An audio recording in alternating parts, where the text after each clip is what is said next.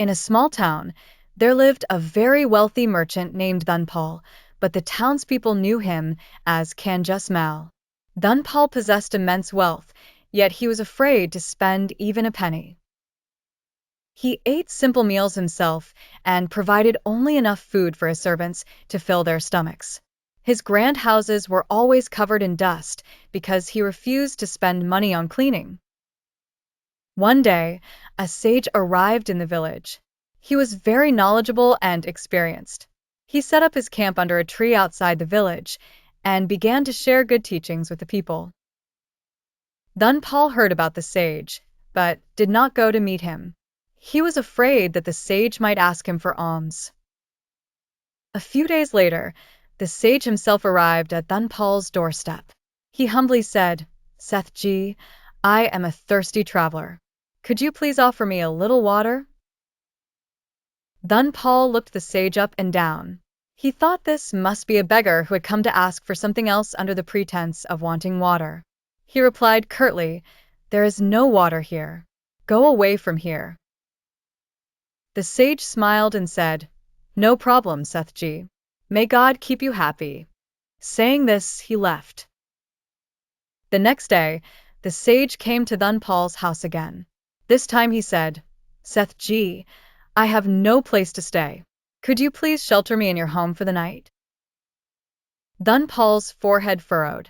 He became angry and said, "I already told you that you will find nothing here. There is no place in my house for lazy people like you." The sage smiled again and said, "No problem, Sethji. May God grant you peace." And he left once more. On the third day, the sage once again arrived at Dunpal's home. This time, he made no requests but simply asked, "Sethji, I've heard you possess immense wealth. Can you tell me what you do with all this money?" Dunpal was slightly taken aback by the sage's question, thinking perhaps the sage was impressed by his riches. With a hint of pride, he responded, "I further increase this wealth. It is the fruit of my hard work." The sage took a deep breath and said, "Sethji, I wish to share 3 things with you that could transform your life." Somewhat disinterested, Dunpal asked, "And what are these things?" The sage offered the first lesson: never send away a needy person empty-handed. You never know if God himself is testing you in the guise of that person. Then he imparted the second lesson: money should not just be used to amass more wealth, but also to help others. Wealth that does not aid others is no better than dust. Lastly, the sage gave the third and most crucial lesson: ego is a human's greatest enemy. Do not be arrogant about your wealth and power. Remember, time always changes. Having said this, the sage departed. Dunpal pondered over the sage's words, which had deeply influenced him. After the sage's departure, Dunpal felt ashamed of his miserly ways for the first time.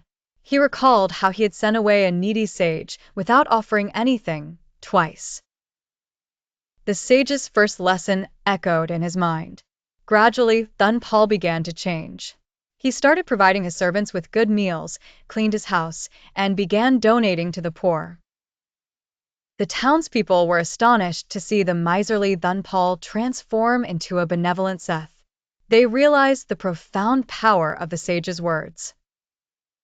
Dunpal understood that true wealth lies in helping others and spreading joy, not in hoarding possessions. He made the sage's 3 lessons his guiding principles and lived as a generous and kind-hearted person for the rest of his life. In the end, the story conveys the message that true wealth is not in material possessions, but in helping others and sharing happiness.